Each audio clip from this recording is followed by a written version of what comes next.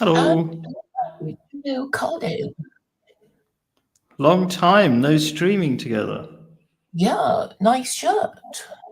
Where did you Yeah, get it? Indonesian. For my a friend, Indonesian friend gave it to me. He wants me to move there, or at least visit.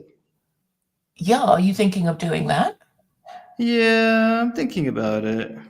I Well, it's mean, a nice Muslim country and, quite yeah, low cost of living. very low cost of living, more interesting food maybe, or different experience. So planning on visiting it in maybe 2 months or something. Mm. Yeah, he's going to be Any, going. are you, Sorry. are you going to Java or Sumatra Um, or? so I'm going to go sort of on a holiday, but sort of also to check it out as a potential place to live. And he's saying go to Bandung. So Java's the island, isn't it? Yeah. Yeah, I So I'll mean be it's where the capital is, but I think Bandung is on Sumatra. Um, Is it? No, no. It's on the same island where the capital is, but it's not. oh And right. it's a train's ride away from there. But the capital is just too congested. I don't really like the idea of it. So he really Jakarta. recommended it. Hmm. Jakarta, yes, Jakarta's the capital. Yes, Yes, yes, and sorry, I'm wrong. West Java. Bandung is in West Java. yes, that's right. You know you're you know you're I just Indonesian. looked it up. Oh, okay, okay, yeah, yeah. So yeah, it seems a really nice, chilled out place, super cheap, and it'll be intriguing just to experience it. I mean, who knows? People here are lovely, but I feel like I don't have enough people speaking English here or something. It'd just be interesting. So yeah, Mm, mm. Yeah, it'll be an adventure, I think. Um, yeah. it's also quite popular with tourists. With With tourists, tourists. but I know people like tourists like going to Bandung, so it's not like the back of beyond. Yeah, It's the yeah. I third don't want it largest city of too touristy. Indonesia.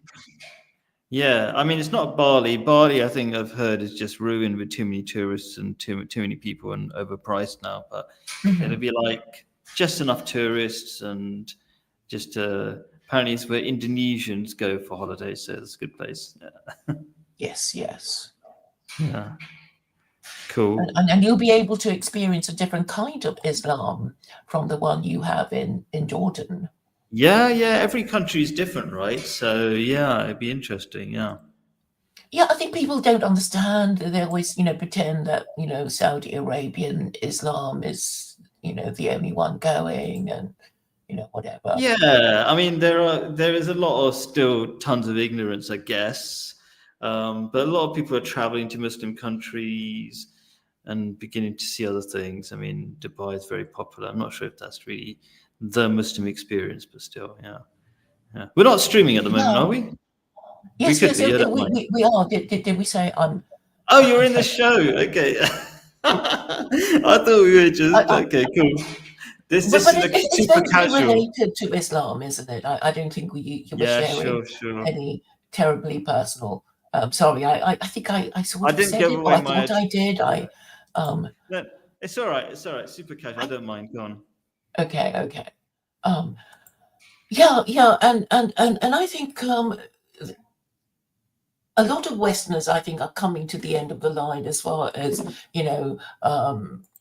hating Islam goes. It's sort of like they haven't got a better idea, and all they're hoping for is the end of the world, sort of like the Jews, right? They want the Messiah to come so the world ends, so they don't have to think about all these things anymore. And well, that's the impression I get because I can't get any sense I out of missed it. something because I think I missed. Who doesn't need to think about the end of the world? I'm saying a lot of Westerners, they want the Messiah to come, Oh and this yes. includes the Jews because they Ah, want the end of the world to come because they can't bear to think about governance and politics anymore because it just yeah. seems Well, insoluble, right? And for and whatever and that reason. is Yeah, yeah. well, I mean, they can't bear the solution. It's like, well, Sharia would solve all your problems, and it's like we'd rather die. Basically, that's what I've been getting. After I all mean these the years of promoting yeah. my thing, my secular Quranism. Yeah, and then they I go, try oh, not to guess. it's Yeah, I try not to guess what extremist Zionist Jews want. I'm not even sure if they know what they want, but well, I've yeah. asked them. I've asked them, and it's like, well, how are you going to get your third temple built if you've killed all the Gazans who constitute your labor force? And then they say, oh, our third temple will come down pre-built and Yeah, descend from it's that's how just they think. I try to keep to rational conversations, but yeah. Well, increasingly, the discourse is getting more and more irrational, because they're not even, even thinking of a rational way. It's all about expressing hatred for, whatever groups that they hate. There's all And sorts of Zionists, though. You have to remember, there's the ones who actually believe in the theology, and the ones who just get paid for it. And I think there's a lot of ones who support it because they're getting free housing and free money, you know. And then it's the old thing. Do you know the thing where the doctors used to prescribe cigarettes because they just used to get a lot of money from cigarette companies? Do you know that thing, mhm, right? It's the same sort of thing. You pay people enough, then they'll just type, "Oh yeah, we believe in it," and they'll support it. And you know, it's in it. I think one of our mutual friend, I won't name him, but he's happy for babies to be killed, and every year he goes to somebody on the street that dishes out loads of money, and they go, "Oh yeah, I believe this stuff." So I think most people fall into the camp of they get freebies, so they supposedly believe in it, and or convince themselves they believe in it because they don't want to feel bad that they just got paid off. mhm. Yeah, And something this like that. applies to a lot of YouTubers and social media influencers who can't, in a way, say what they really believe because they would lose some subscribers and viewers, and Oh so they yeah, have I to would keep say pandering to their most. audience. Yeah, most of the people in Speaker's Corner, the Muslims, are basically doing it for the money because I've done talk. I mean, I've got a video with Ali Dawa literally running away, but other on camera. And I was nice enough not to record the other ones, the top ones, like Hamza's Den and so many other people who just don't want to be on camera. Because they know they'll easily lose a debate because you just have to give them a verse of the Quran that says don't call other people disbelievers, and they absolutely have to call me a disbeliever. So yeah, most of them are they're not in it for the truth. They have some, I don't want to call it black and white. Obviously they seem to be making a decent effort to spread some truth, but they're not really in it for the truth. And I've talked to too many of them. They're not really in it for the truth or anything. So yeah, they're doing it for views, money, and all that kind of stuff. So yeah, I would agree. Yeah, I mean, I guess my problem is a lot of Muslims that they're very happy to discuss going to heaven and the spiritual benefits of being Muslim, but well, you know me, I wanted to focus on making the Quran a political manifesto and selling it to them. So it's like, you don't have to believe in the whole thing. We just look at the whole thing as a package and think it might benefit you if, the tax rate were 20% flat rate or whatever it is, and you can ban usury, and this means you can default on your debts and as governments and individuals. I mean, there are all kinds of ways of selling it, but nobody is interested. So Okay, it's a bit extreme to say nobody's interested in the fastest growing religion in the world and in the West. Well, they're So not somebody's talking in. about Sharia, and we know what happened to Anjem Chowdhury, and he didn't even. Oh, Anjem Chowdhury, you mean the one who supported? He's the what's that Khalifa organization? Well, okay. The thing was, he actually, being a trained solicitor, he basically supported ISIS, or he sent people and said, "Oh, you should join," until it became a proscribed organization, and then he stopped. But then they said because they, I don't know, said some sort of prayer, or he said some sort of prayer with his mates, and that amounted to inviting support for terrorism. but as a solicitor, he would know what it really meant. But I mean, they changed the laws in order to get him, and then he went to prison, and then he was allowed out, and then he was put back in prison for posting on social media, which he was What did he allowed to post? after his restrictions were lifted. And then No, he but made what up did he post? some rock and roll story about some offence being made out when somebody from Canada touched down at Heathrow to visit him. I mean, it's all very obscure from what I can tell. Yeah, I mean, I don't think we've really got freedom of speech in England and No, most Western countries anyway. But I'll just say keep away from extremism anyway. So, was this the topic that you wanted me to talk about? Because you did a stream about moderate Islam, and Ahmadi Muslims are probably very moderate Muslims. We keep away from extremism, most protests and things. Is that the topic? So, what is the topic? well, Or yeah. So I I'm don't know. basically complaining that Muslims don't talk about Sharia because they fear the fate of Anjem Chowdhury, because he's the famous one who says Sharia for UK, right? And now he's in prison for 28 years, right? Oh, really? I You didn't didn't know. He's notice that? been in prison for 28 years. No. It's outrageous, and nobody wants to speak his name, and you think But he this didn't. is no Okay, longer so the free West. if he says I want Sharia, you don't go to prison for 28 years. What else did he do? Well, I mean, you can look up and maybe try and read between the lines, because it actually mentions on the CPS website what he was supposed to do for what they what his real crime was, and I think it was because he What didn't do you change think his his mind. crime? What was his Mhm. crime? I mean, try to lay out what as best as you can the real That he hadn't changed his mind. So about despite Sharia all law. that imprisonment, he hadn't changed his mind, and About that Sharia was law. about Oh, all the things he said before, and oh, all the things he said about before, which might sound like some sort of extremism, some Well, violent no, act. because okay, I actually attended one of his speeches, and he's always very careful. He goes on about the covenant of security, before he begins his speech, and he ends by going on about the covenant.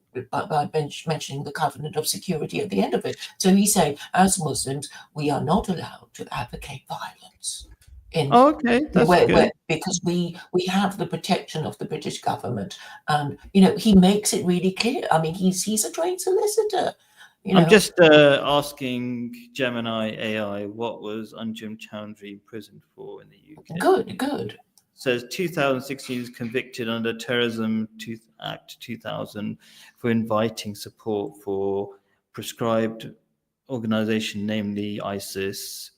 In 2024, a further prosecution, he was found guilty of directing a terrorist organization, Al Muhajirun, membership of a prescribed organization, I guess I mean terrorist organization, encouraging support for terrorist organization.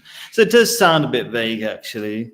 Hizb ut-Tahrir is proscribed, right? In Hizb ut-Tahrir are He didn't nothing say at this all. was Tahrir, though. It said Al No, I know, Muhajirun. but I'm just saying. I mentioned Hizb ut-Tahrir because they're so minor and unpowerful, but even that had to be banned, right? And they're banned in Pakistan, or nearly banned, or we don't quite know, you Hmm. know.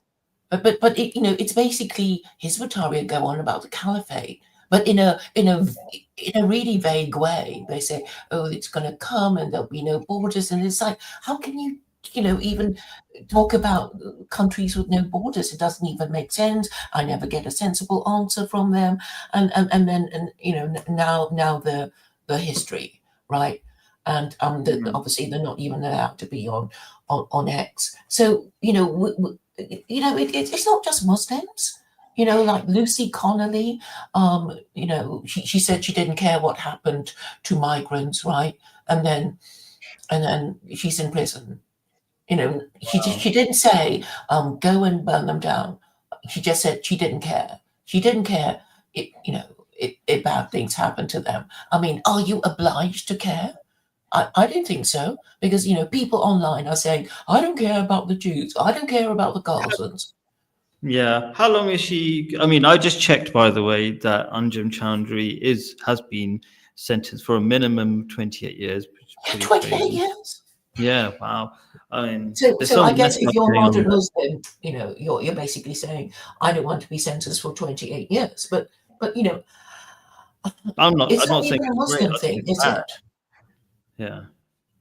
Even though I mean, it's not, he's not, are we concerned if he really directly said we should kill XYZ person or something like that, or do Well, that something? would be incitement, right? You're inciting somebody to commit a crime. So And he obviously, didn't do that. It sounds like it sounds a bit similar to what's that other so-called terrorist organization, Palestine Action or something.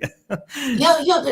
Some 80-something-year-old woman was arrested, Yeah, or somebody lots of carrying a lots sign. of yeah, yeah.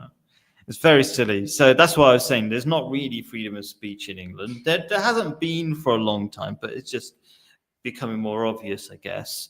Because I've seen lots of videos of like police turning up at people's houses that didn't do anything, but just said the wrong thing. And these are not Muslims or anything. These are just like different political activists of different sorts. Well, But even in Israel, rabbis get their phones and Israel's computers an taken away easy if they place. say something about, "Oh, but the Torah says sodomites get stoned to death." Even saying that is not allowed if you're a rabbi in Israel. Oh, but Israel's as police state as it can be. Wasn't it like all these Israelis who wanted to leave during the bombing, and it's like, no, you can't leave. So it's Yeah, like, yeah, exactly. Because I've been trying to explain to people that, like, you know, uh, the Jews don't know who they are either, because they're basically being sent to people Israel, which is an American oh colony. yeah, So it's like but they don't even know that. They think they're doing this holy, Jewish thing. no, It's like, no, you're just yeah, sent there they're to, there for the run freebie. the American colony of Israel. It's not an American colony. It's a parasite. Israel is a parasite on the US. It doesn't help the US. This stuff. But anyway, Well, I mean, okay, if you look at British history, and I did do British history when I was a schoolgirl, there was something called the Eastern Question, and it was about dismantling the Ottoman Empire, or the European powers doing that, and we know that after 1918, because Turkey supported the wrong side in the war, supporting Germany, they had to give up the Palestine mandate to the British. And it's hmm. like that has been what the British wanted for a long, long time, because you grew up in England, so you would know the hymn Jerusalem, right? Da, Yeah, da, da, da, da, da, da, yeah, da. exactly. Good singing. Yeah, yeah. Yeah, yeah. So And yeah. so it was a poem by William Blake, who was a Victorian, and then they turned it into an imperial hymn, because it was like building Jerusalem on England's green and pleasant land that apparently Jesus with his feet trod on its pastures green, and whatever. Mm, So yeah. so so everybody, it's like, oh, we British, we're the lost tribe of Israel, and the idea is we're going to go and live in Israel, and fight the Arabs and keep an eye on the oil, and this is all about Because Sykes-Picot and Lawrence of Arabia. they always have to build a story for stealing land, right? It's just a story. Nobody really believes it. I'm sure Netanyahu does not believe this stuff. Is he in any way religious? I don't think he's religious, right? So, oh, you frozen? Have I frozen? Somebody's frozen. I can't hear you.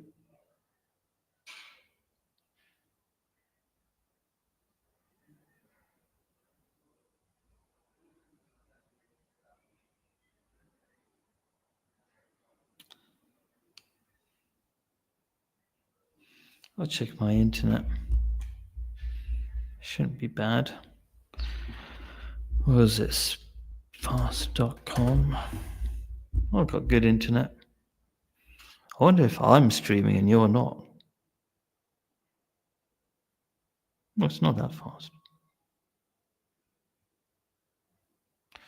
Well, I wonder if it says that you're on the show. I'll try to make your stream really good. All right, so what are we talking about?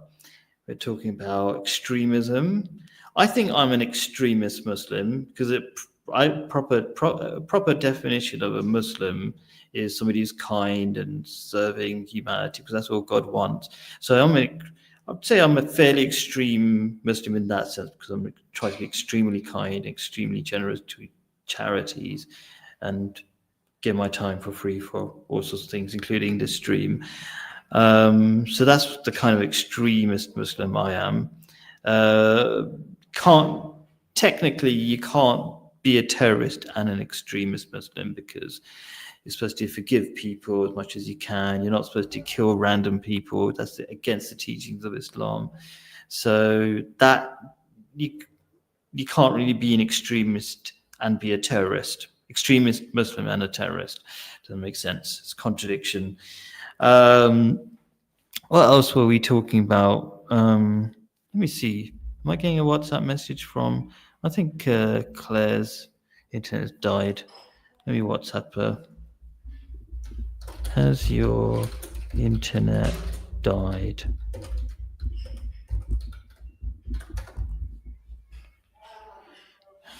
Yeah, only one tick. I.e., just not receiving the message. It's good. All right. Maybe I don't want to carry on for no reason. We'll go in the direction. We'll make another stream. All right. Bye.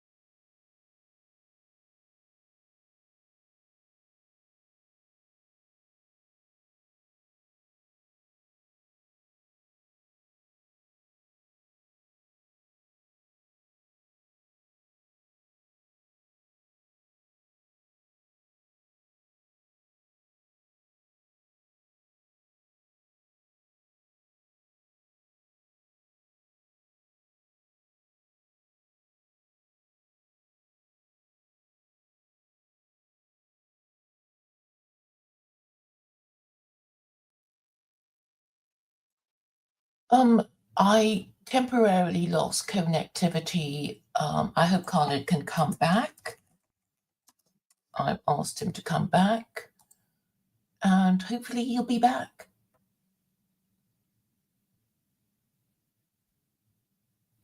Elliot asks, does the Quran permit the stealing of land? I think it permits it if you have wage a successful imperial war, after which there will be annexation.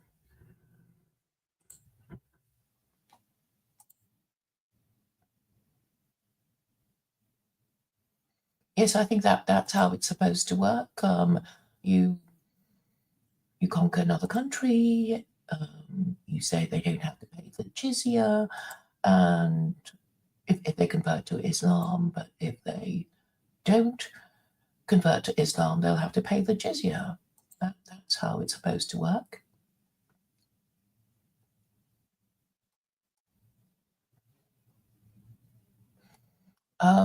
Hopefully, Khalid will come back. I have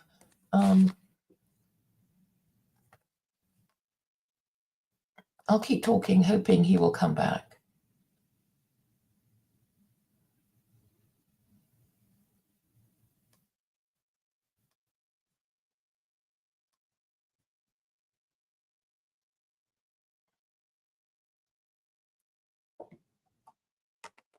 But if he doesn't, I will wind up with a few remarks about why I think it's important for people who know that things can't carry on as they are, to propose an alternative. Because if you don't propose an alternative, then people are kind of frozen in their um, indecision and never think straight. So if you give them a plan, even if it's a bad plan, they can say, this plan isn't good enough, or whatever. Um, but if you don't propose an alternative, then you're just not able to progress the matter at all. So Khalid has said that it'll be noisy outside, from where he is, because they've started drilling outside his home. So I'll just monologue from now on.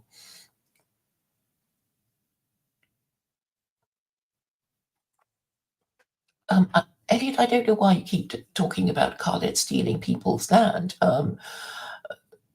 All imperialists steal other people's land, right? And Western imperialists are the biggest imperialists of all. So calling calling Muslims stealers of land is a pot calling the kettle black.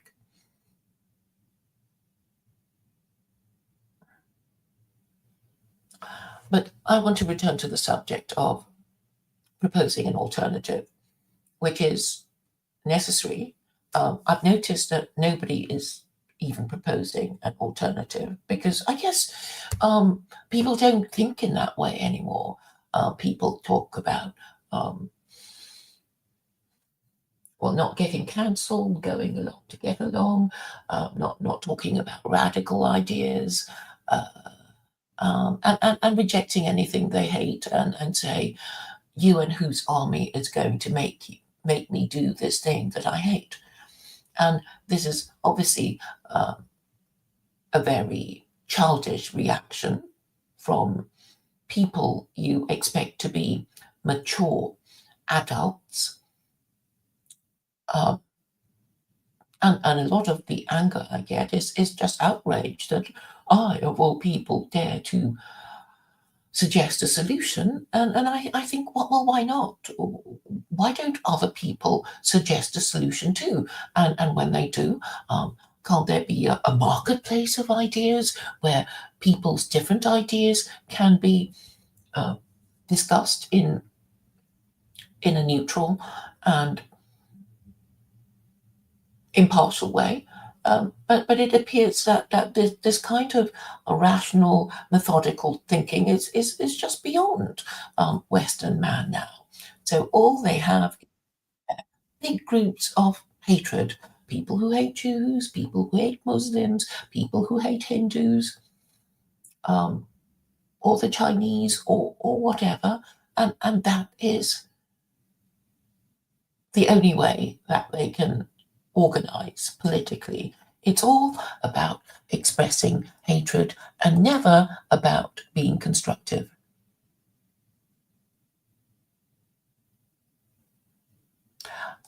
Carlet says that the drilling is quite bad. Well, I don't mind. I mean, it's already been interrupted, the stream. Um, so I'll say, come back and see how it goes.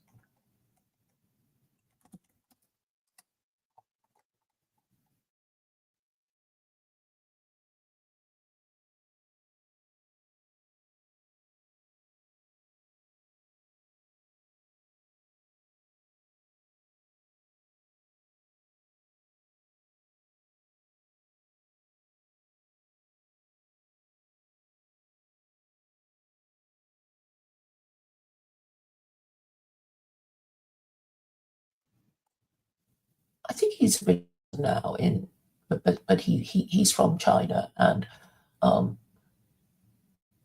but this is kind of gloominess about everyone who lives in the West and saying, this can't be done, that can't be done, and never any attempt to be constructive.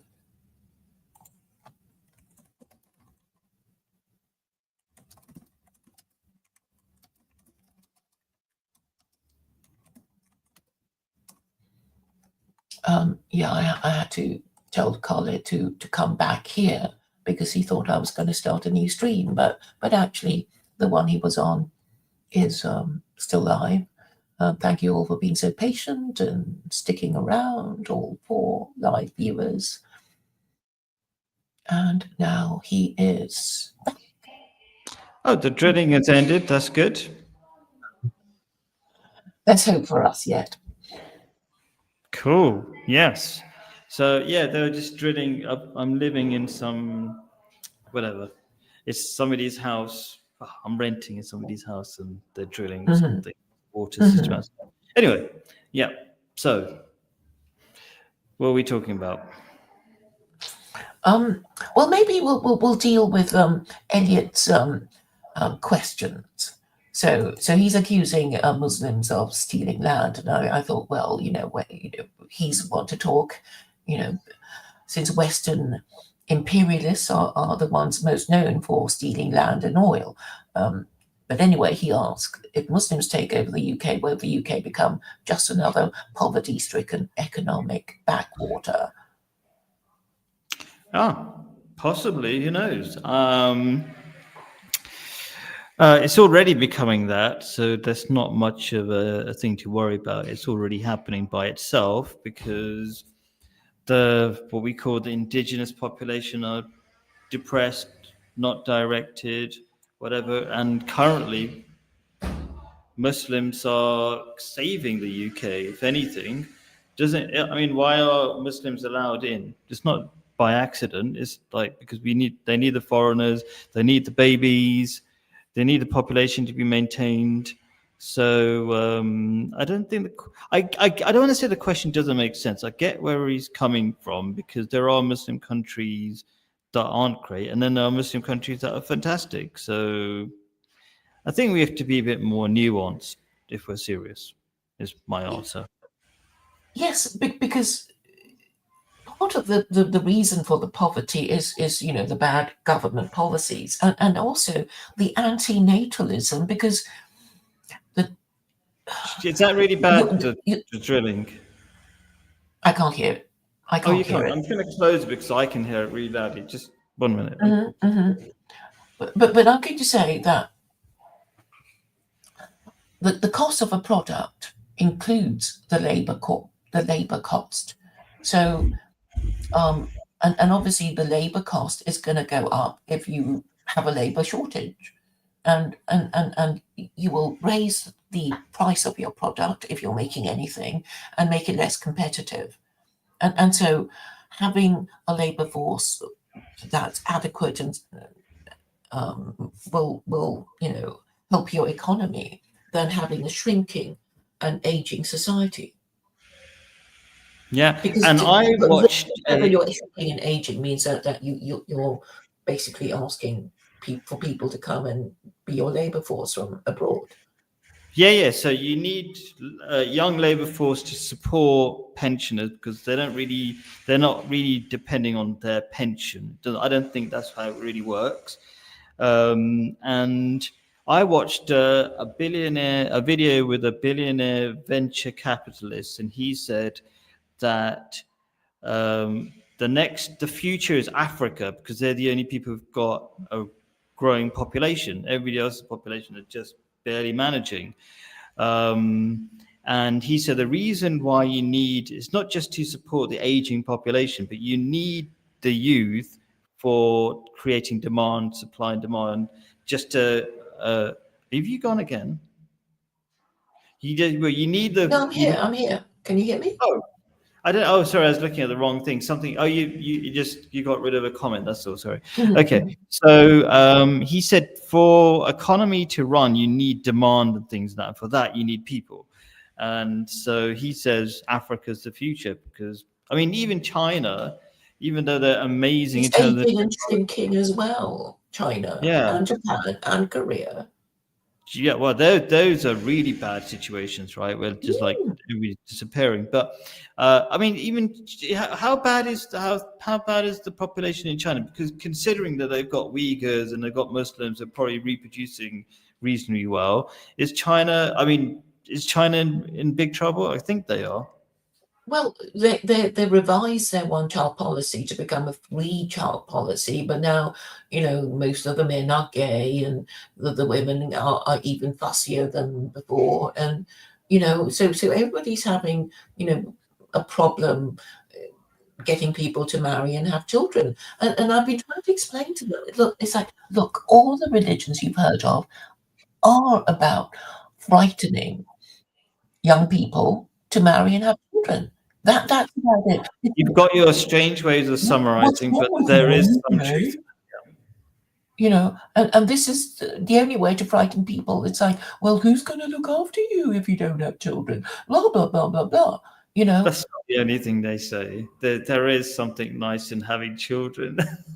Yeah. But I mean, for the ones who say, well, I don't fancy having children, but because of, but you're right.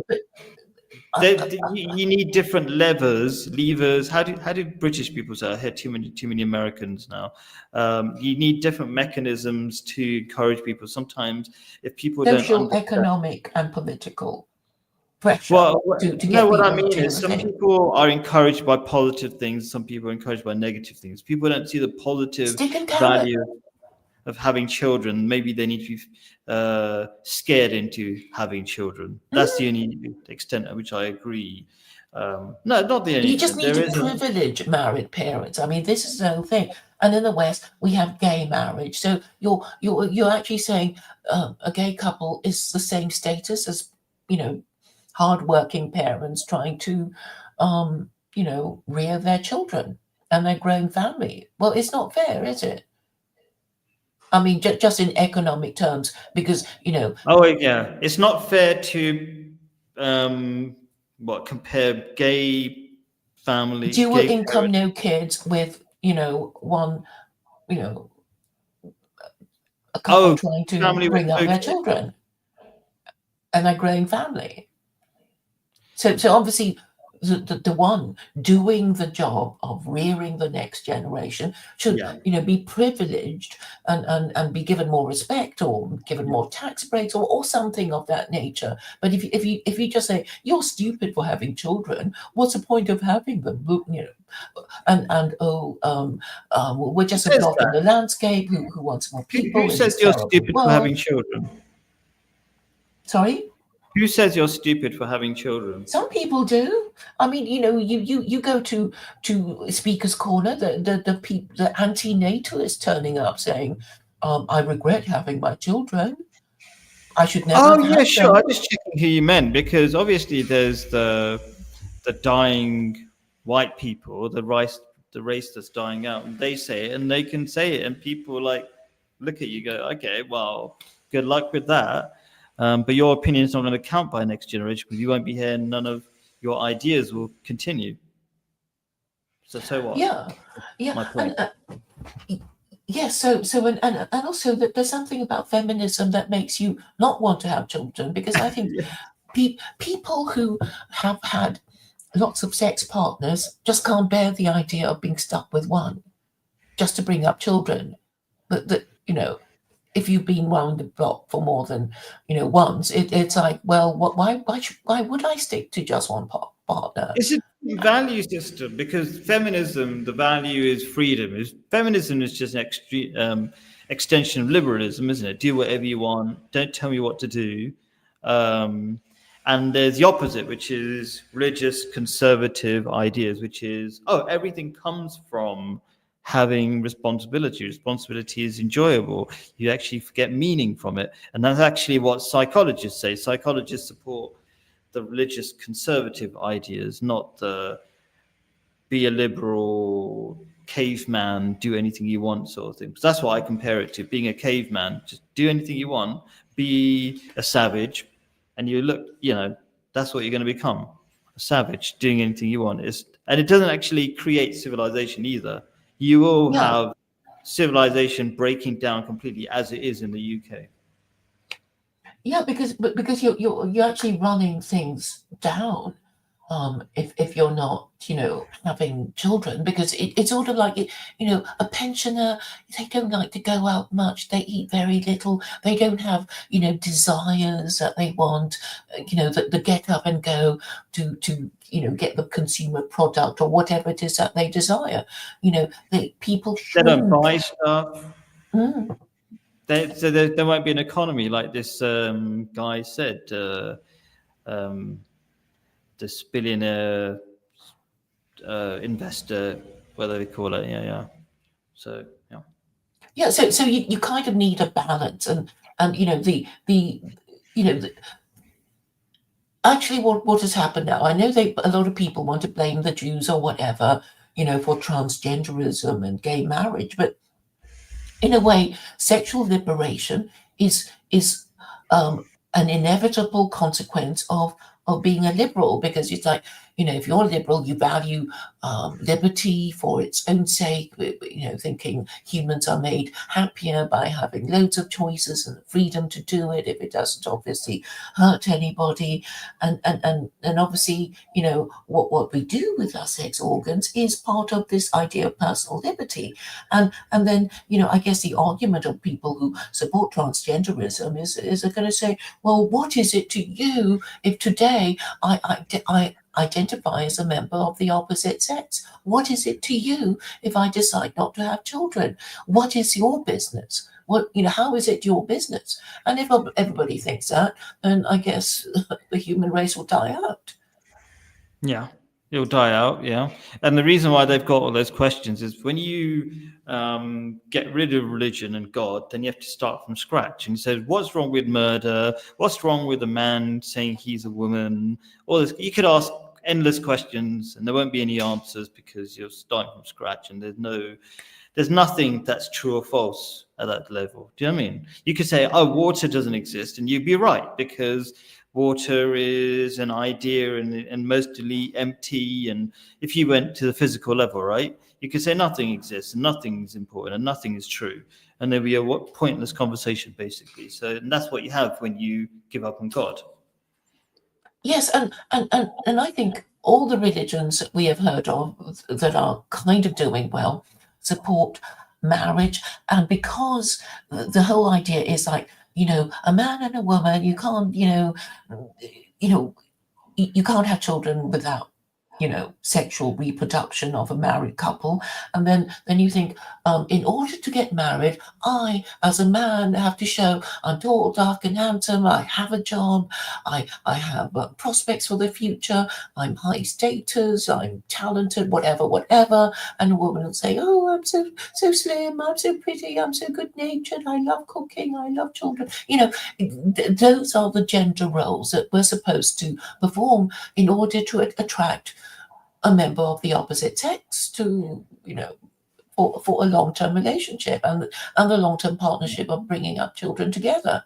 And that is why now nobody wants to perform their gender roles, because they can have sex and children without getting married. And that's why they just don't see the point anymore, because they think marriage is just a piece of paper. Yeah, they see it as a piece of paper. They don't have higher goals. So when religious people get married, it's not just about having sex. All the good things are byproducts of doing the right thing, basically. So the purpose is to make a better future, have good children who will, help society continue, blah, blah, blah. And then the amazing thing is you do the right thing, so many good things happen. So religious people, well, let's put it this way. People who are married have the most sex, and religious people are the ones who are married more. So they end up, just because they're trying to do the right thing, they end up having all the benefits. Yeah.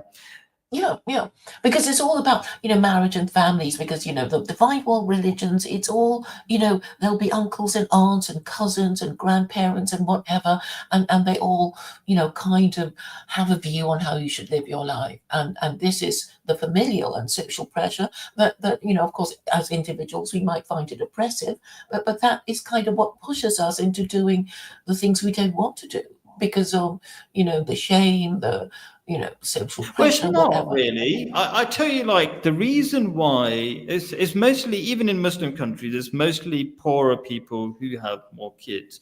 They don't do it out of shame or being shamed into having kids. So the richer people, what happens is that it's a strange connection with money. The more you make money, the more you become dependent on it, the more you get scared of losing it or something like that, right? So then the rich people, let's say I'm in a Muslim country called Jordan, right?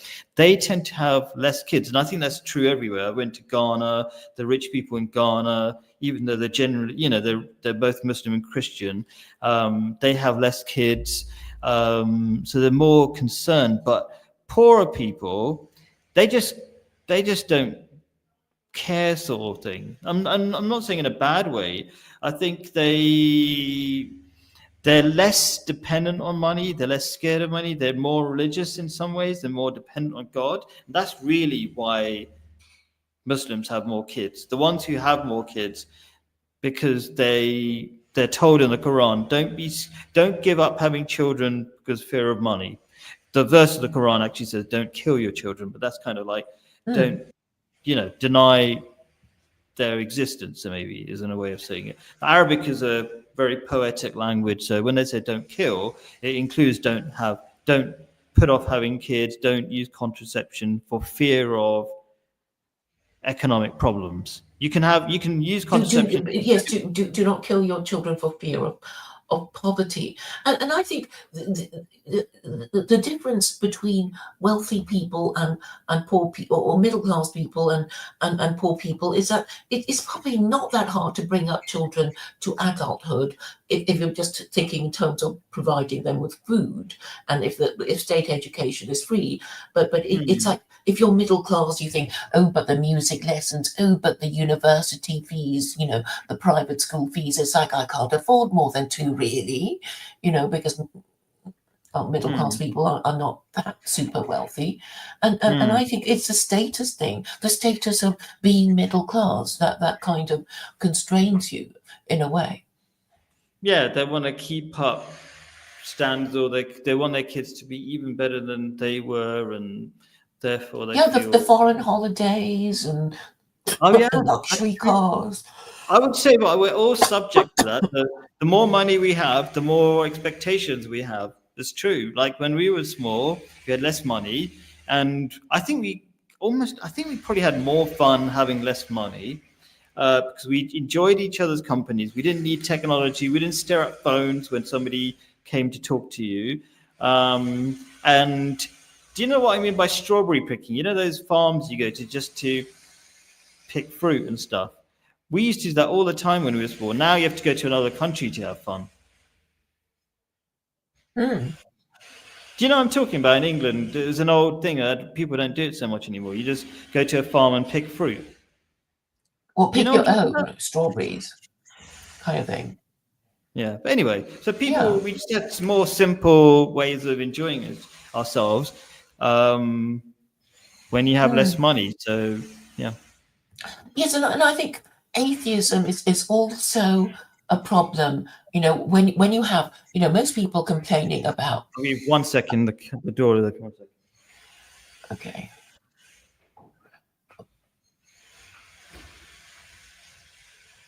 It sounds like water. Really? It doesn't sound, because they're actually digging a pipe or something. Yeah, drain. It's surprising that it sounds like water. Wow.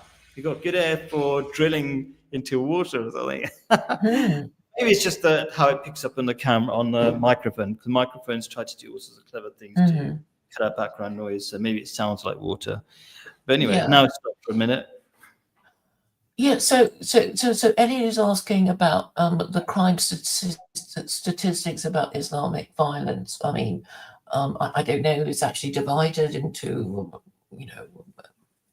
Well, I know one interesting one that we call it the far right keep bringing up, which is rape statistics. And the statistics, just logically, but having looked at some of them, show that white people rape more, which is obvious because think about it. Just like I was saying earlier on, if Muslims or religious people generally are getting married and therefore having more sex, why would they need to bother raping anybody? They wouldn't, right? It's the people who are more desperate who are going to be into pedophilia and raping and all these other things, right? It just logically, that's how it would pan out. So statistics are that Muslims are less criminal, and therefore, rape is a type of sort of violence. So yeah, those will be statistics for you, and it shouldn't be surprising. I mean, isn't it obvious, Claire? What do you think? That if you're getting lots of sex, you wouldn't need to bother raping anybody. It's just people who Yes, if you're already married. But yeah. but I would say that getting into trouble with the law is a common problem for men of fighting age. And if you do have, more of Too the much youth that bulge testosterone. in your group, then, Yeah.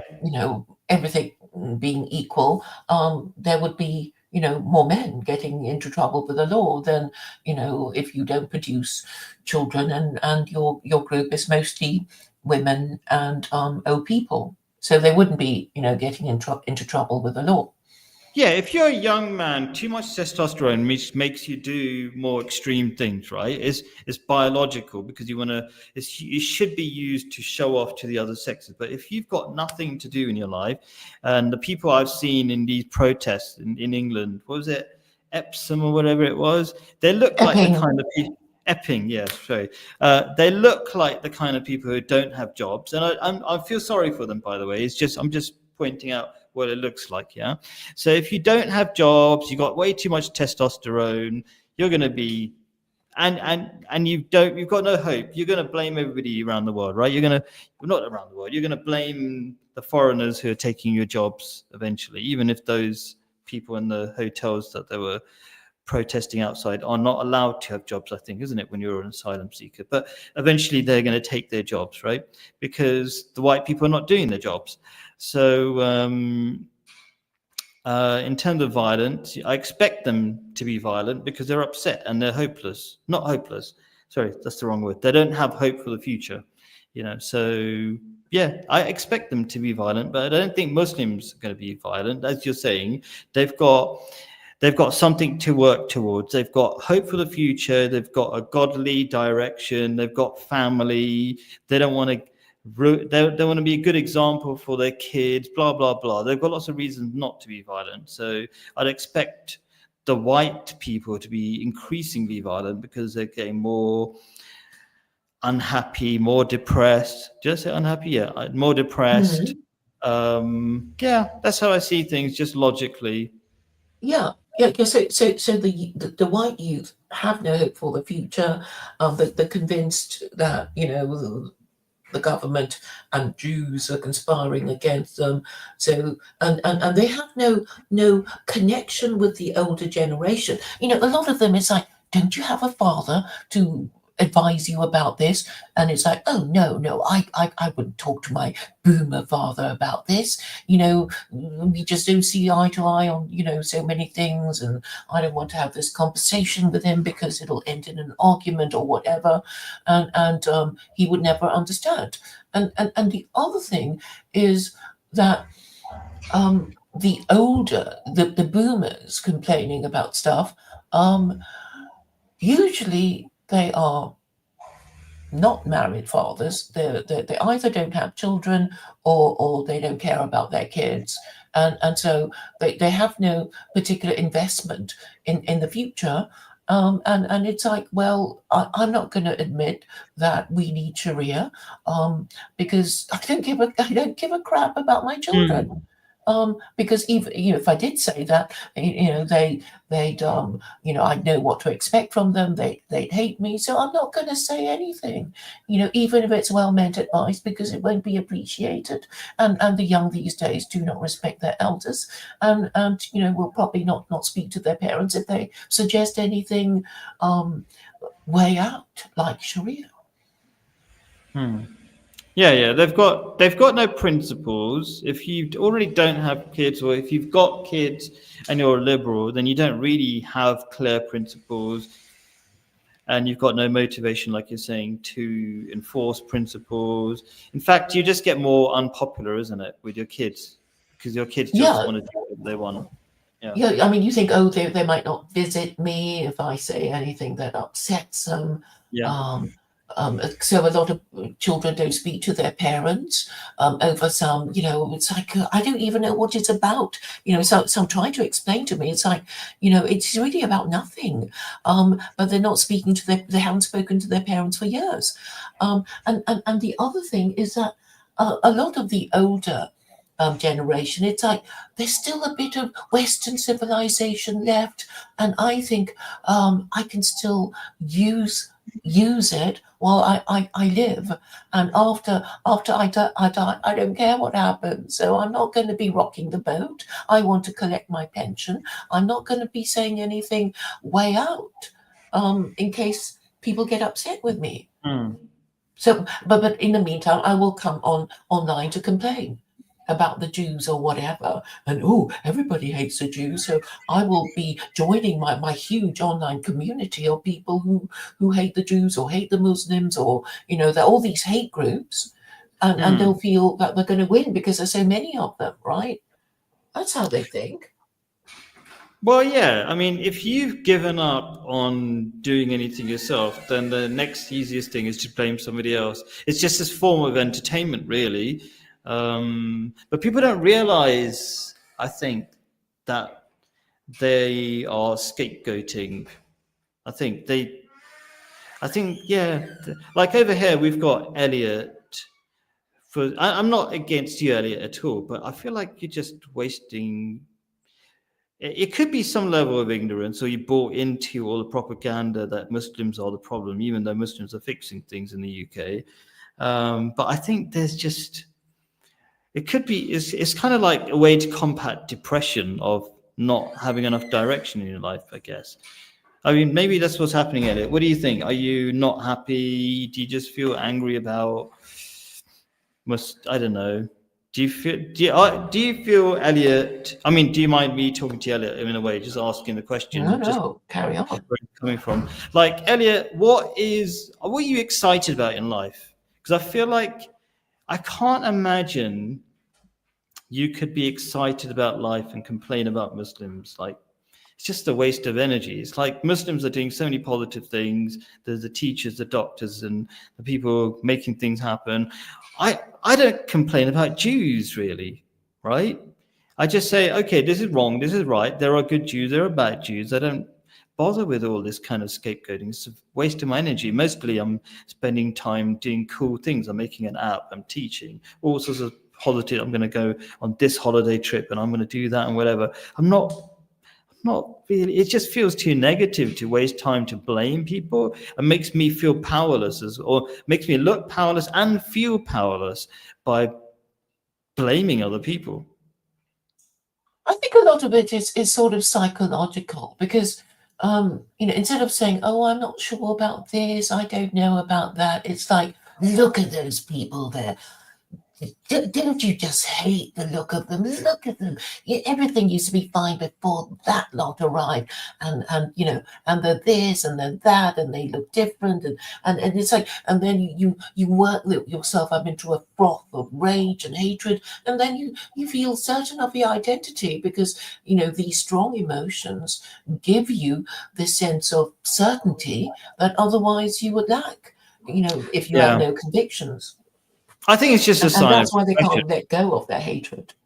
Yeah, I think it's just a sign of depression. When I look at those people who are There's videos where they're waving the England flags, and I'm happy. It's really good to wave your England flag, by the way. In Jordan, everybody waves flags all the time. They're very proud of their country. Feel proud of your country, but the way it's done, and when I look at them, they look like a bit fat people who don't seem to. And I'm not being insulting, right? It just from what I can see, they look like the uneducated, fat, going nowhere kind of people.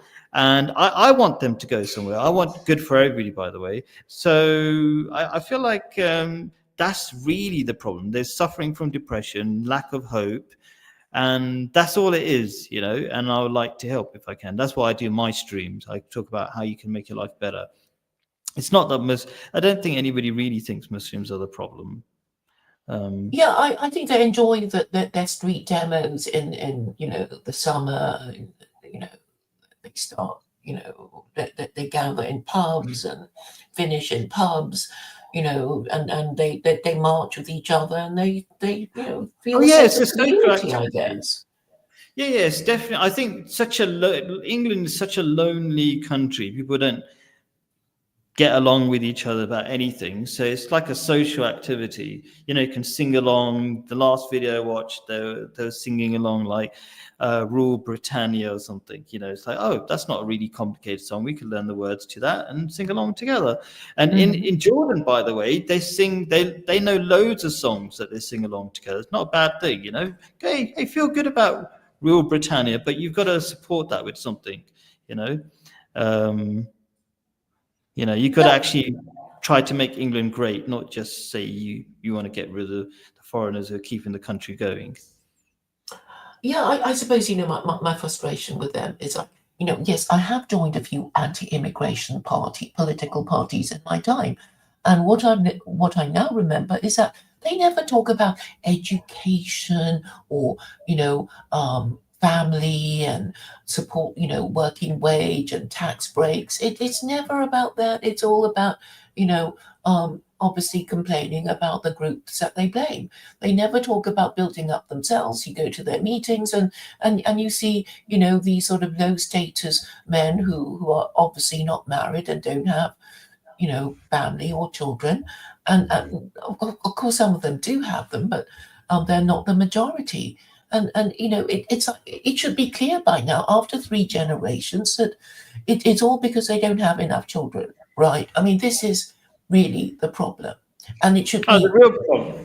I mean, the real problem is they don't believe in God, therefore they have no hope, therefore they don't see point of having children or anything. Quite frankly, that's the real problem. That's the root cause, I would say.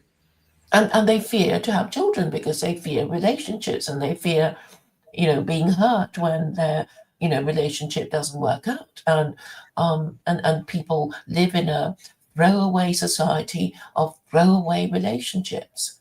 No, but it's understandable. It's understandable if all the women just want divorce and they also don't. Both sides don't have any values, so it's not going to work out. So why bother trying? So they need to fix the root cause, which is believe in God, therefore have values, therefore your marriages have a chance of working. Yeah, and having identified the problem, it's like, well, obviously it's not safe for any man to marry under the rules of no fault divorce, because if you're going to be divorced for no reason at all and you can't even stop it, why bother getting married if you have anything to lose? So you think, well, the least you can do is campaign to abolish no fault divorce, but there's no interest at all, not even from men who call themselves anti-feminists. It's like, well, we've been bitten once, we're not going to be marrying again, so it doesn't apply to us, and we don't care about the others stupid enough to get married. It's that kind of really very selfish thinking. It's like, well, if you don't think of the long term, and if all you can dream about is kicking everyone out, but nobody will vote for you if you don't have the long-term solutions to the problems that people bringing up families have.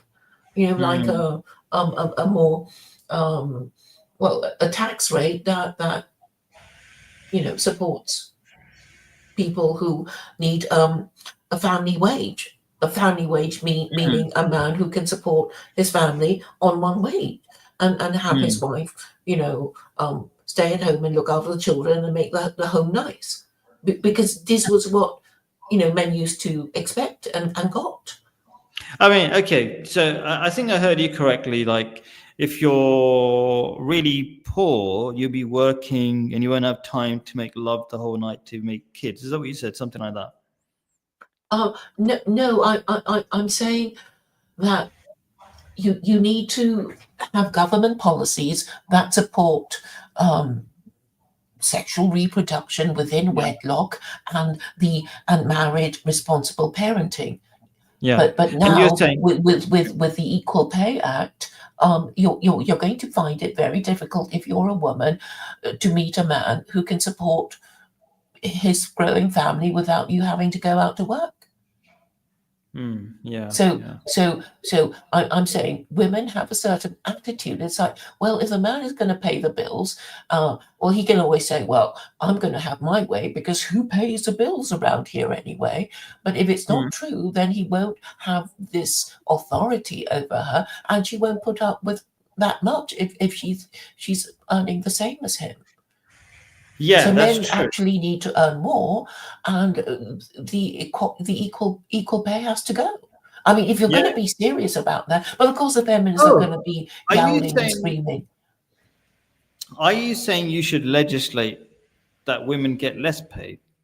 No, you just abolish equal pay and let firms decide how much they're going to pay people Oh, without. okay, sure. Sure. I mean, Okay. it used to be the case that you didn't have to tell everybody how much you're paying whoever, right? And so you can't make these comparisons, and But then you men won't get get. more money anyway. They just do different jobs, so they get more money. Like, you can have equal pay. Like, okay, the way I see it is a lot of professions, they're taking advantage of cheap labor called women, because women will do jobs that men can't be bothered to do. First of all, women are more agreeable. So, like in teaching, I'm not sure if how true this is, but there's a lot more women, because in the UK and many other countries they don't value education anymore. So they would like do the worst possible job. And women really don't care about teaching mostly when they're doing it. They're just doing it like just to get the money and get out, right? They don't do it with passion and excitement, and they're usually on a the period or something. Not all the time, but like they've usually got a headache and really don't like what they're doing. They don't work with passion like men do, so they're cheap labor. And they can't So keep order in class. oh yeah, they can't. Yeah, it's just they'll just have a tantrum or something when it all goes wrong. My point is that I don't know if you need to legislate particularly that you have to have equal pay, because what men will do is they'll opt not to do the crappy jobs and just get the more risky, high-paying jobs, and women do the more safe, predictable 9 to 5 crappy jobs that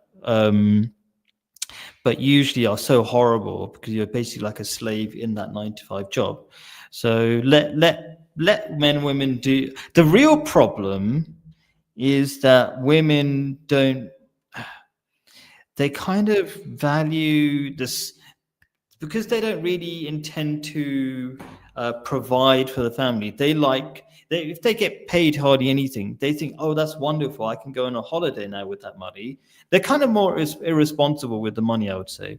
They've said, oh, I can pay for dinner with my girlfriend and I can go for a holiday once a year, but I definitely can't pay for anything really serious, like, raising a family. And Mhm. so I think the real problem is, you can call it liberalism or lack of sense of responsibility, that women just want to go out and work while men also, okay, they don't see the big pictures. Like, if they go out and work and hardly make any money and they want to do anything they want, then it falls on the man to make the real money, and he's not getting any sex from his wife who's too tired from coming back. It all just, it's a big mess, really. It's not legislating equal pay, it's having values, it's having a system. Like Islam says, the man is the head of the family and a woman has to obey. If you don't have that system, it's just a mess. I think that's kind of closer to the real problem, not Yes, equal pay. and I suppose questions like,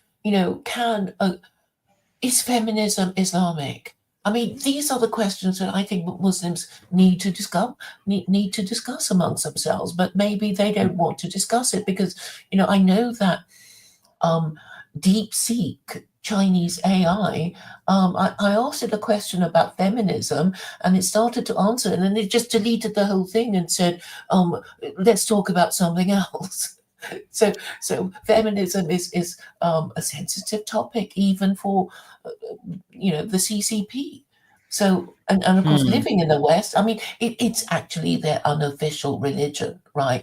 Their unofficial religion is feminism, Who's anti-Semitism, and in the Islamophobia. West? In the West, yes, that's their Yeah. unofficial belief system. It's not about getting to heaven and praying to Jesus. That's their real unholy trinity, right? Hmm.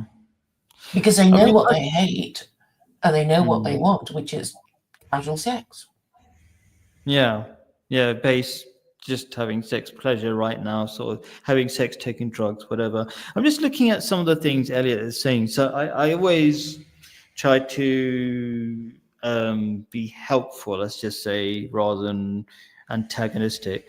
So he's saying all sorts of things like, do you have statistics to support the idea that, I guess we were talking about, like Muslims don't need to rape as much as white people do. So logically, what do you think, Elliot? If you're having loads of sex, why would you want to rape? But if you're really desperate and you can't get into relationships, which I'm not sure if you're aware, but half of young men are not in relationships in the West generally. Yeah, European countries, you can check it out. So those are statistics. But I can give you maybe an interesting video if you're interested with statistics, because I can't remember exact. About going through the statistics as well. If you're interested, what was it? Do you know, Claire? There's an Ahmadiyya Muslim channel called Rational Religion. Have you ever heard of it? No. So they do kind of in-depth videos about current problems, whatever. Rational Religion, what was it? Rape. I just search rape and see what happens. Does Islamic and blah, blah, Me Too? Where's the one? Was it rape gangs? Maybe I should search for Russian. Anyway, maybe I'll get it. But, so, what's your name, Elliot? I could post in the non-live comments. So I can find stuff for you. It's very easy to find in data to support what I'm saying. It's not you, but I'm just trying. I try to provide some sort of logic as well. Simple logic. Why would Muslim men want to rape as much as white men would? There's less incentive. There's no need. I think the only reason, and I'm not like encouraging this. The only reason why Muslim men or these rape gangs exist, I think, and they're more likely to rape white girls, is because white girls are less protected by their families. They're allowed to do anything they want. Yeah, the ones in Rochdale and Rotherham, you would think that they were northern girls, but a lot of them come from the south, sent up north because care home fees are cheaper for the the councils of where they actually came from. Oh, okay. That's interesting. I mean, yeah, I mean, it's so obviously, because, the inadequately supervised and easily, seduced by, a bit of attention, a ride in a car, cigarettes, kebabs, that sort of thing. Then, and one of the reasons why the police, didn't respond adequately is because they would treat all these incidents as domestics, and a domestic is as far as a copper is concerned a waste of time, because even if you turn up and stop the husband from hitting the man, she tends not to want to Are we pursue. talking about the Rotherham rape thing? Yes, I'm still talking Why would about they it. consider it a domestic problem? I don't understand. Okay, so apparently the police would treat complaints by these girls as domestic, like a tiff between a boyfriend and a girlfriend. And they would say, yes, they would deal with it, and then they'll see, a week later, the same couple canoodling with each other, as if nothing had happened. So, Oh, so that's why they kind of left it alone, because it's just a woman calling the cops when her boyfriend was misbehaving, so kind of thing. because there's often lots of details we don't hear in the news. So are you saying that I thought it was like a rape gang where lots of Asian men rape one white girl or something, but you're making it sound like relationships were built or something, and then I don't know. Were you? Well, I suppose they were basically child prostitution rings, right? So Yeah. I imagine, the individual would be friendly and maybe persuade the girl to go on the pill, and then kind of move in after she has been persuaded to go on the pill, and then do the other things. Hmm. So that would be stages in their grooming, Hmm. right? Um, but I guess it's difficult to these sexual offences are very hard to prove, right? Right. Because there will be times when they'll be nice to each other and not they're not nice, and and rape is very very hard to prove. Yeah. That's why they actually had to change the burden of proof. The CPS had to change it and say, you, a man, have to prove that you didn't rape her, right? Because after, I mean, they were complaining for a while, like, oh, all these rape accusations, they don't seem to ever um, get a conviction. So they changed the burden of proof, and then expect the man to say, no, I didn't rape her. Look at all the text messages and whatever to show that she was fine with it, kind of thing. Hmm. There Yeah. have been so many scandals about that, and of course false accusations of, Yeah. of Rape is Oxford hard to Union prove. debating precedents, being accused. So it's a very difficult crime to prove, and even all the sort of Epstein. I mean, they're going on. Oh, what happened to the Epstein thing? It's like, how can you? That went on a long time ago, and how can you remember all these people? And what was the Epstein list other than a kind of guest list? It's going to be really hard to prove, and but people will just be talking endlessly about these things. Um, Hmm. and some people may remember, what's his name, Justice Kavanaugh. When Trump wanted to appoint him as a Supreme Court judge, a woman from 20 years ago said he raped me 20 years ago. I mean, Hmm. would these two people even recognize each other in the street? Of Yeah. course not. So how can they be, suddenly, remembering all these things? I mean, you know, uh, the whole thing sounds, a waste of time. You see, in the olden days, rape had to be, well, okay, the woman would go to the cop shop, and the man, the copper would have to say, well, apart from your own evidence, um, own testimony, do you have any evidence of that? And Hmm. if not, she'll have to forget about it because it won't stand up in court. And that was really the whole idea of guilt beyond reasonable doubt. That was Hmm. a very high standard of proof. Like he really did it. Not he could have done it 50-50, 51, 49, nothing like that. He must have done it. So it would have to be, well, I don't know, 75% or something. Otherwise, you don't satisfy the criminal standard of proof.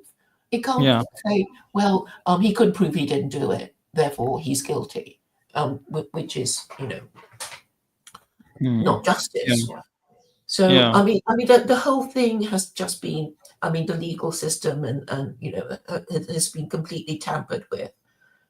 So I'm afraid nobody even thinks they're going to get justice anymore.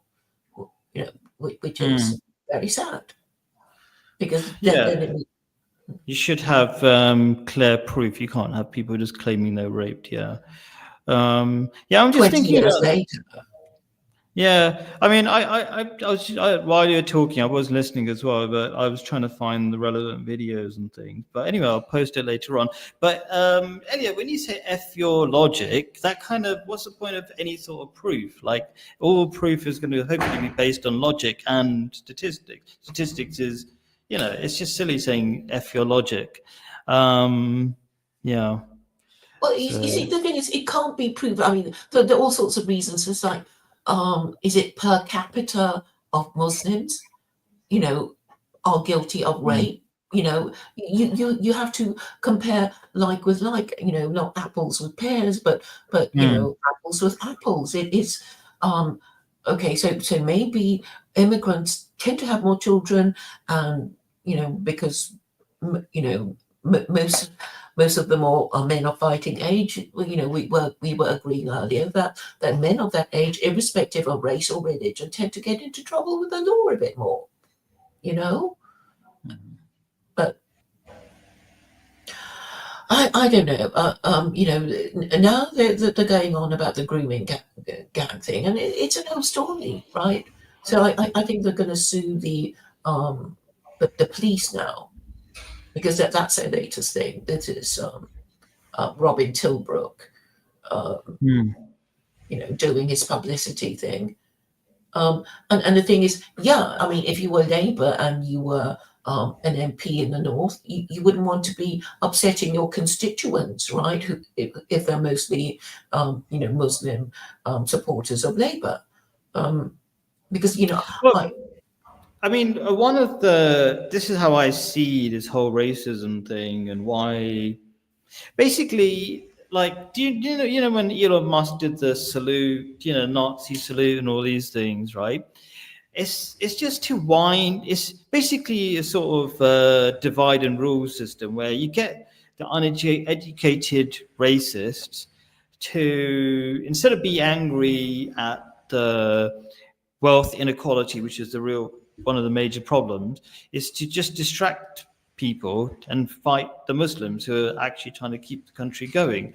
So what are the intentions of the politicians? I think the politicians are well aware of what the game is, which is keep people distracted, keep people divide running and off, rule.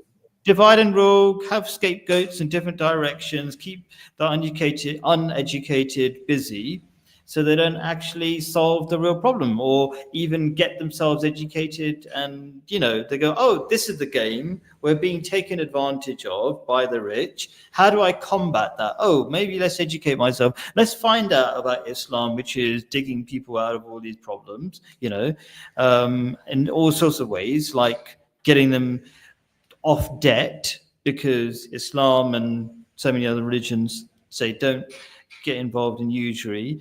So it's just like, instead of solving the problem, just fight each other. That's what the rich want you to do. They love to play the blame game. So instead of fixing themselves, they blame boomers, they blame women. They're blaming each other now, right? Because eventually, one group is going to get it from the other.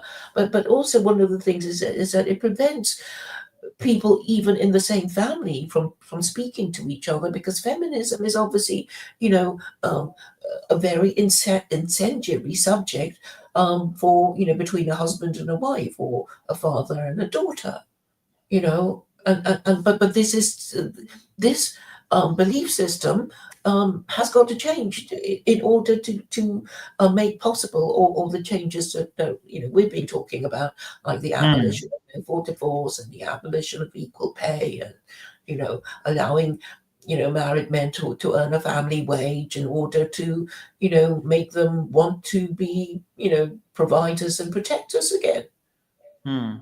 Because Yeah, obviously the behavior of men change when they become fathers and husbands. yeah, yeah. The question is, why would you change your belief system, right? Well, And they're it really, stealing. Yeah. Right, cognitive behavioral therapy is about changing your belief system so you don't get upset at the usual things that you get upset with. You have a different narrative. I mean, all these techniques already exist. They just refuse to change their minds because they just prefer to keep on hating, right? Yeah. And okay, I'm trying to propose a solution, and it's like, who are you to propose a solution? If you don't like it here, why don't you leave? We don't like what you propose, so we're gonna ignore it, and we're gonna tell everybody else to ignore it, and it will never succeed. And because we hate your solution, but we're gonna carry on hating it, even though we don't have a better one ourselves. I mean, there you go. Yeah, I'm just looking at the comments. Does the Quran permit stealing of land? Yes, it says the whole earth belongs to Allah. Oh my God. Ask a Muslim what these verses mean. Oh my God. I don't know, how do they come with these kind of interpretations? It's ridiculous. Did you seen that? I don't know if I can click. It's just laughable. I'm not sure what's going on with some of these comments. Have you read the Quran permits stealing of land? Apparently it does, because the whole earth belongs to Allah. Like, that's it. Like, if the whole earth belongs to Allah, then even Muslims can't own land. What are you talking about? Doesn't make any sense. Well, I guess Muslims can have successful imperialism and exact the jizya, and that, I suppose, is, it's like all empires are, acquired at the expense of people who lost the war against, the successful imperialists. So, I mean, I don't know why they're pretending to be, shocked and and disgusted when they're the biggest imperialists of all. So, Joe wants to know my job. I'm an online math teacher, and I code and different things. Yeah. I don't know. Maybe he thinks we don't have jobs. I mean, maybe I don't know, you don't work or something for whatever reason, but yeah. And I don't know the Quran inside out, but your interpretation, Joe, Joe says Khalid doesn't know his Quran. I mean, we could have a discussion, in-depth discussion of the meanings of these things. And yes, I might have a girly laugh, Joe, but I'm not concerned about how you feel about my laugh. I don't feel insulted. I like to keep it intellectual, like, you don't like the kind of laugh I have. It's like, I don't know. Yeah. yes. Anyway, Well, go on. We'll wind up, shall we? Because yes. So we've been it's been going 90 minutes. I think we've discussed a wide range of subjects, which I think will be of interest to people, even if they hate Muslims. Yeah. So thank you for hate watching, guys. Joe and Elliot and whoever. But I'm a kind of Muslim. We're brought up with the motto "Love for all, hatred for none." I don't feel at all insulted by any of the comments. Hopefully, over time, we'll see that Muslims are not the enemy. I'm not your enemy, and I just try to share ideas that are benefiting Muslims, and we're all one, human beings. We're all friends. At least I'm friends to you. You can hate me as much as you want. That's all I've got to say on that. Yes, and on the subject of Muslims, I mean, I know one rabbi who is very controversial as well, and he actually says Muslims were sent by God to punish sinning Jews. So Yeah. I think that Elliot, kind of you've asked mutual something respect. interesting. You know what? Shall we go on for a little bit? Because Elliot's asked an interesting question. Does Khalid understand the role of interest plays in developing a modern economy? I mean, it's a fantastic question, because it's the reason why we're in hyperinflation in the UK, because I'll give a really rough idea of the damage. I mean, first of all the major religions, but not all the major religions, all the Abrahamic faiths forbid interest, and there's a reason for it, because it's incredibly dangerous. The Quran basically says it's the handiwork of Satan, and it makes you feel like you're rich, but you end up being poorer. And just to give you some very quick ideas, like all the wars are only possible because of interest payments or borrowing on interest. I mean, War finance. yeah, but do you say all finance? It's called war finance. There's a Oh, Wikipedia war entry on it, which I'm going to post in the chat now. Yeah, so people are unaware of, but they're also unaware of how the interest system requires you to create more and more and borrow more and more, and that artificially inflates prices. Like houses, when my dad was young, would cost 5,000. Literally, I mean, are you aware that house prices in London, you could buy a really good house for £5,000, and now the same house would cost over 500,000 at least. Literally, my uncle had a house which he bought for 5,000 in 1950 something, and the same house I think he sold for more than 500,000, right? So these are artificially inflated prices, and it's all due to interest, because you increase buying power, and when you have increased buying power, costs go up. And you might say credit bubbles. You create Bubbles. bubbles, yeah, because eventually nobody will be able to pay those loans, which has happened routinely over the past. You know, what we call bubbles. But also, what's the alternative? That's a really important question.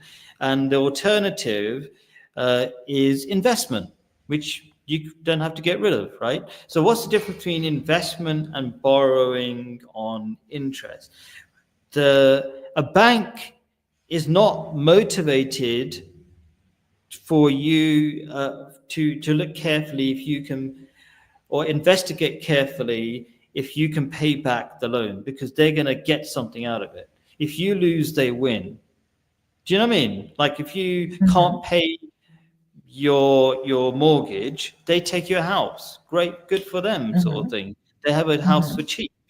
So Islam says Islam, Judaism, and Christianity say don't lend on interest. It's really dangerous. Now the Jews, the ones who are lending the most, essentially they run the banks, right? Okay, they supposedly don't charge each other interest. Apparently you can say, I watched this in the video, I don't know how true this is, but according to their religion is true. You can go to a bank and say, I'm a Jew, you can't charge me interest. Apparently that's true.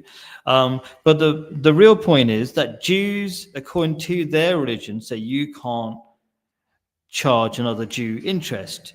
Now, they had a tribal religion, so their religion didn't really, as far as I'm concerned, didn't tell them what they should do to non-Jews. So they make up the rule and say, oh, since our religion doesn't say what you can't do to non-Jews, we're going to charge them interest. That's like saying your religion says don't sell drugs to your fellow Jew, and then since the religion doesn't say don't sell drugs to your non-Jew friend, what they call it, goem, whatever you call it, okay, then I'm going to sell drugs to everybody else. Like, that's insane. If God says it's bad for people, don't do it to the non-Jews. Do you know what I mean? So anyway, and the Christians used to, I think it's true that the Christians didn't lend money on interest for a very long time, and that's why they only allowed Jews to do it in Europe. Is that right?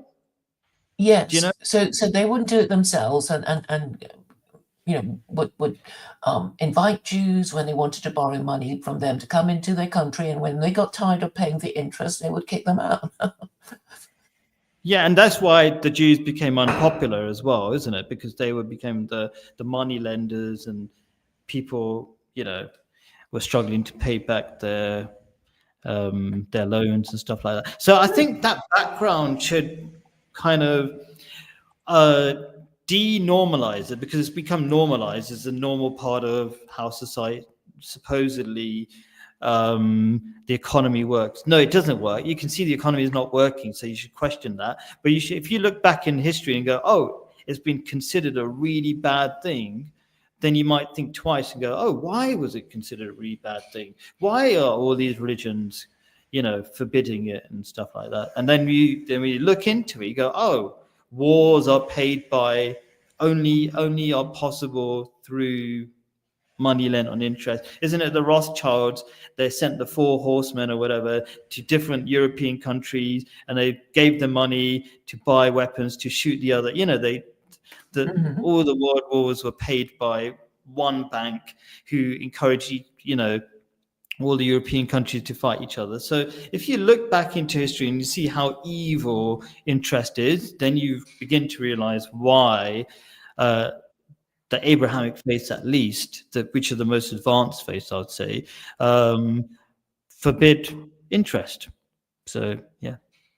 Yeah, because it encourages irresponsible borrowing and lending, and creates boom bust cycles and credit bubbles, and yeah. Yes. So Elliot is saying, would I lend him money on zero interest? I think if I had more money or whatever, I mean, I already invest in people anyway in my own ways, right?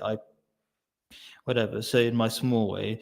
So yes, I would, not you, Elliot, because I don't know you, but like Jews do a really clever thing and I support, which is they support each other, which completely makes, Jews invest or they prefer to go to other Jewish companies. And why? That's not even a bad thing. It's like if you're a close-knit community and you know these people, the person X, and he's even probably related to you in some way, right? Because you marry amongst other Jews, then you that person's going to pay you back. There's a certain level of trust. And there's a brotherly thing where you want them to succeed and all this other stuff, So I would probably, if you're a Muslim and I got to know you, there's more chance I'd invest in you or give you a zero interest. Not even a loan, it would be an investment. It'd be like, here's some money to do whatever you want, maybe buy a car or something. Do you know what I mean? So yeah. That's how it would work, Elliot. Yeah, I mean, Jews are not supposed to charge each other interest, but they're allowed to charge Gentiles interest. But Islam says nobody, Jew or Gentile, can charge anybody interest. Yeah, so, but I don't think the Torah actually says lend money on interest to anybody. I don't think it would say that. It just says Jews are forbidden from lending money to each other. That's right. You see, and it's a tribal religion. And charge interest. Says it's a tribal religion. It doesn't talk about anybody outside Judaism. So they made a really evil inference. Does that make sense? Yeah. I mean, but it's also a survival thing, I suppose. It's like you're supposed to not do this harmful thing to members of your own tribe. But but then why would you think it's okay to do it to non-tribe members? Do you know what I mean? You could call it survival of the fittest, but you're trying to be moral here. So if you think it's a bad thing, then don't do it to other people. And your religion is specifically just for Jews. Judaism is just for Jews, right? Like Jesus, for example, when some lady came to him, said, I don't talk to non-Jews. That's the idea, right? So anyway, Claire is making the case for grass. What? I don't know what she's saying. People charge interest because they need to be compensated for their risk. So that's what an investment is. Think about what an investment is. There is a risk, but it's a more careful. As I said, like banks don't actually suffer from risk because they're going to take something. There's whatever security, your home. Yeah, exactly. So anyway, I'm glad you don't have to agree right now, Elliot. Just think about it, and we're all learning hopefully from each other. Maybe I've learned something. I'll consider it. And yeah, hopefully we've taken away something from this conversation. Yes, a very wide-ranging discussion, and I've really enjoyed it. I wasn't expecting it to go in any particular direction, but I think we've actually ended up discussing Islamic finance, which is a new subject of interest for me. So we can see that Islam has actually financial instruments that can get around the problem of charging interest, but still making it work for both parties, like the muhabara, mudabaraba, ijra, and all that. Which Yeah, Islam fixes everything. Cool. All right. yes. Well, Thank thank you, you Claire. again for coming. I've so enjoyed our conversation. Yeah, I did. We can do more of these random conversations. I think they were guided. No, they weren't really random. They were guided by the comments and stuff. And I enjoyed that. I appreciate the comments as well. Yes. Thank you. Great. Thank you for coming, Khaled. You're welcome. Bye. Okay. Bye. Salam.